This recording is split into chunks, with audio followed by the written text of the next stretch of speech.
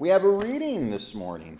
It's Psalm 37, the first 6 verses. If you've had issues with people, maybe dealing with difficult folks, or just issues in general, and you say,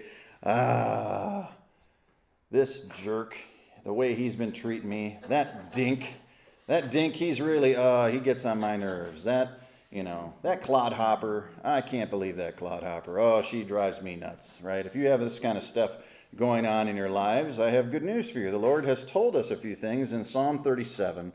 These are the first 6 verses. He says, fret not. Fret not yourself because of evildoers.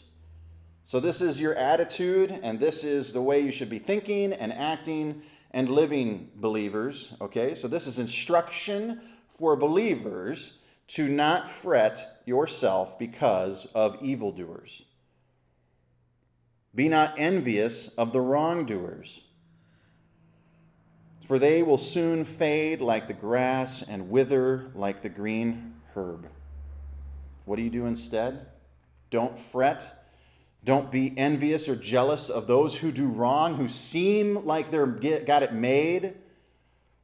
Instead, trust in the Lord and do good. Dwell in the land and befriend faithfulness. To befriend faithfulness is to live a lifestyle that is habitually marked by faithfulness to the Lord and His Word. So you don't fret the evildoers. You don't get envious of the wrongdoers and say, maybe I should steal those staplers because that guy who stole 20 staplers, he sold them, he made a pretty penny, and look at that nice boat he's riding in. Ooh, I wish I had a boat like that. Or that person caused trouble for me, I'm going to cause trouble for them.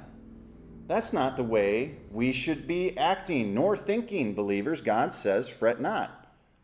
Don't be fretting over evildoers. Don't be envious over wrongdoers. They will fade like grass. Their time is coming. They're not getting away with anything. Don't be fooled. You reap what you sow. God is never mocked. So don't be envious of evil. Don't be envious of the wrongdoers. Instead, pity them. Pity them because their time is coming, and they are like grass. They will soon wither away. Because you have something that they don't. You have Christ. You have the hope of His salvation, an assured hope, a certain hope. So what are you doing worrying about such things? Delight yourself in the Lord instead, it says in verse 4. So instead of worrying, instead of being fretting, biting your nails till they're non-existent, instead of getting all worked up because this person was mean to you or this person did you wrong, instead, trust in the Lord and do good. When somebody does evil, that's not permission for you to do evil back. God says we do good. Paul says in Romans that we overcome evil with good. This is a consistent message of God's. We delight ourselves in the Lord. Hey, I might be bad, sad, mad at what people are doing to me, but I find delight and joy in the Lord.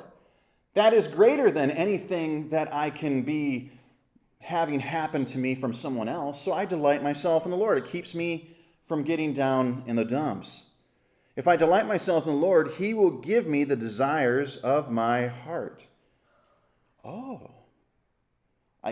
Many years ago when I read that, I thought, all I have to do is commit my way to Him and delight myself in Him, and He'll give me anything I want, whatever my heart desires. That Lamborghini is as good as mine.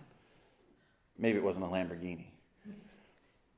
Maybe it was a relationship, or maybe it was a house, or maybe it was a dream, or maybe it was something else. And you think to yourself, hot diggity, I found the secret sauce. All I have to do is delight myself in the Lord, and He'll give me anything I want. But many years later, the Lord showed me that, and this is just maturity, spiritual maturity, growing in Christ-likeness, growing in the knowledge of the Lord and of His Word, shows you that the real answer of that is not that He gives you the desires of your heart. He does. It's just that He changes your desires to match His first. Then He gives you the desires of your heart. Big difference. Commit your way to the Lord. Trust in him, and he will act. He will bring forth your righteousness as the light. Not you, he. And your justice as the noonday. God will make all things right in the end. You do not have to avenge yourself. You don't have to do any of that. You don't have to fret. You don't have to be envious. You don't have to be consumed with any of those things, with anger, with wrath, with returning somebody's harsh words with harsh words of your own. You don't have to be concerned with any of that stuff. Do good. Trust in the Lord. Trust in his righteousness.